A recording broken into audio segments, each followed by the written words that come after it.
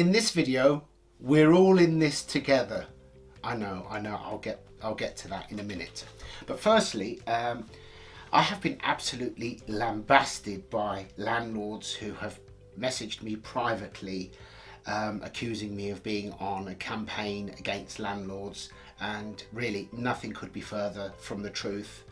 I may have started off, or some of my earlier videos may have been directed more towards renters and first-time buyers. That is not my making a case against landlords.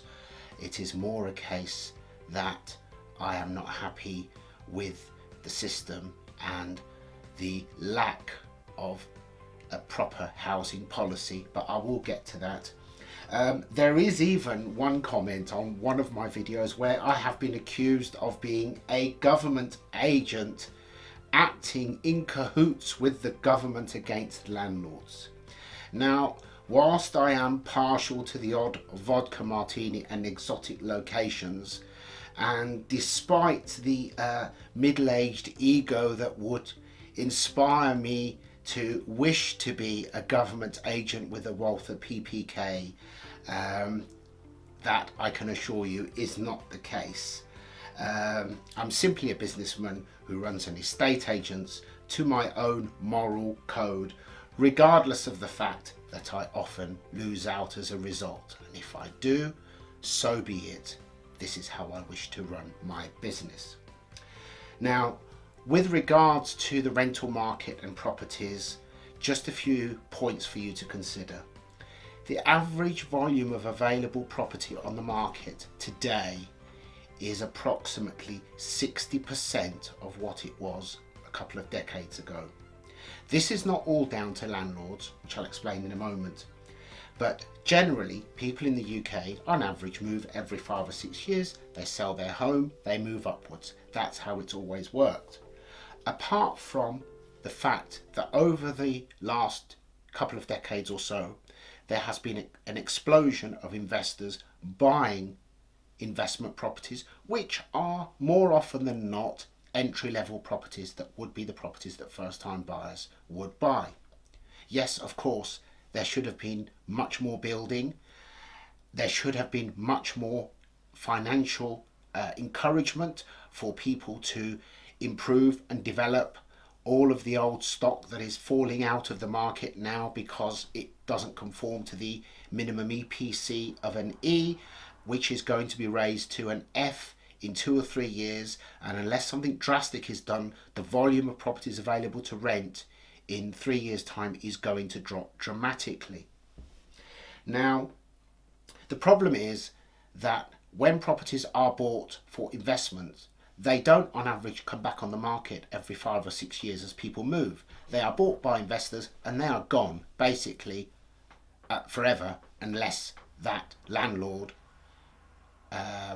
decides to exit the market. And although we have had a bit of an exodus over the last 2-3 years, which is understandable considering how they've been treated, that stock that is coming to market is being outweighed by the massive purchases being made by corporations, or corporations in disguise as housing associations. And as I said previously, Lloyds Bank has declared publicly that they intend to be the largest landlord in the UK by 2025. That is why the volume of property is available is falling, or one of the reasons.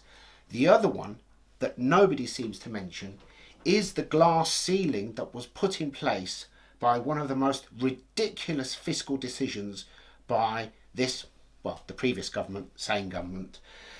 When they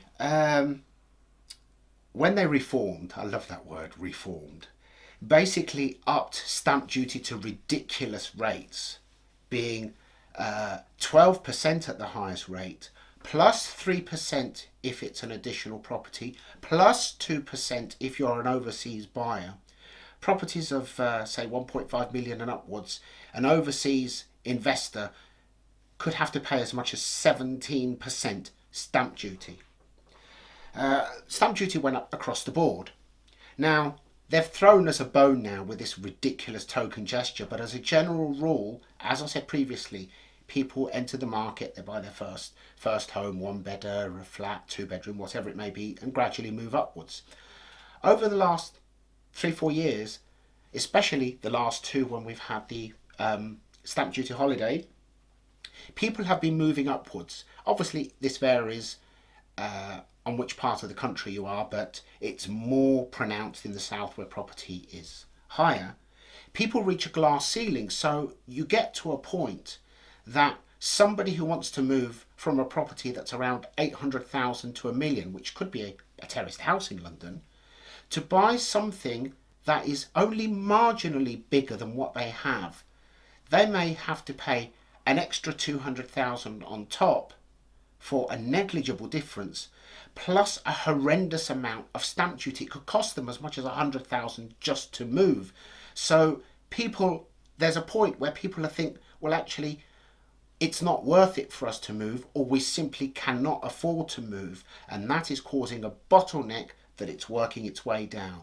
That is just as significant, if not more so, than the stock that is available or would be available dwindling because it is being bought by investors or corporations. But nobody seems to mention that. The top end, property at the top end in London, since the reform, has actually not budged. It's not gone up at all. And in terms of its value, I will cover, or perceived value, and that includes all new properties. I will cover that in another video. So that's one issue with regards to property. Why I'm bringing this up is that my first concern is that none of you buy something that you potentially cannot afford. I don't know how things will go. It seems that we've had a temporary reprieve on our pound the last 2-3 days. We're not out the woods yet. Interest rates will definitely go up, and affordability will be the biggest issue every mortgage payer will face over the next year. As far as I'm concerned, if I can prevent just one repossession over the next year, this will be worth it. I'll tell you why. Because those of you who are old enough to remember the catastrophe that was the early 90s, when people were literally walking into their lenders after Black Wednesday and handing back their keys, I remember it very, very well. But something that maybe many of you might not be aware of is that these properties were being repossessed or handed back. They were literally being auctioned off at whatever they could get. Hence the reason that further down the line the government brought in regulation to ensure that lenders had to try and get the best price for repossessed property. But what you may not be aware of is that a decade or so, well into the noughties, the lenders who repossessed properties in the early 90s started to seek out the people that they repossessed from. Over a decade later, many of these people re-established themselves, bought homes that were rising as things began to pick up, and suddenly they got a letter through their door demanding tens of thousands from them, to make up for losses due to their repossession well over a decade earlier. And I can cite several cases where somebody who was repossessed in the early 90s got back on their feet, bought another home, built up a little equity, then found themselves being taken to court by the lenders, demanding tens of thousands, which they won. And I know 2 or 3 people who were repossessed again because the previous lender got them into so much trouble that they fell behind with their current lender and they got repossessed again. If you face a repossession, it could be a ball and chain around you for years to come. That is why I do not wish to see it happen to any of you. These people are ruthless and heartless. So this leads me to the insulting statement we constantly hear from politicians. We are all in this together. Excuse my profanity. I try not to, try to be professional, but in this case, I just can't. This is utter bullshit. Dear ministers, civil servants, corporations, we most certainly are not in this together. I've had so many questions from so many of you. The most common theme, their family, concern about their family, their home, worrying about their finances. People from different walks of life, cultures, backgrounds. I'm not concerned who you are, where you're from, how much you're worth. As far as I'm concerned, we are, or we should be, a community, and yes, we should be in it together. But something went wrong in this country 2-3 decades ago. I'm guilty because I was really part of the 80s Thatcher youth, if you like, and there were many positives, but it sowed the seeds for a type of greed and arrogance that is shameful. We need only look back a couple of years ago to the pandemic, when we were all terrified into running around looking for hand sanitizer, and what happened? People just literally went everywhere they could, bought the lot, and they were selling them on eBay for 10-20 times the price. That's not being a businessman. That's just being heartless, shameless and immoral. But that's my thoughts. Most people are more at risk than they realise. It's actually scary how many people are just a few months' salary or missed salary away from disaster. And that does include landlords. I know landlords with a dozen properties and a dozen mortgages who are more at risk than most. I have clients with several properties who suddenly found themselves from the lockdown that they never received a penny in rent for well over a year, and there was nothing they could do about it because under the law there was an eviction ban, so there was nothing that they could do. And under the law of the land, in that situation, there is only one person or body that could evict that tenant who's not paying, and that's the lender if and when they repossess. None of us are immune to catastrophe, and we should all be aware of that. I'm really sorry that I cannot help with so many legal questions that I have received.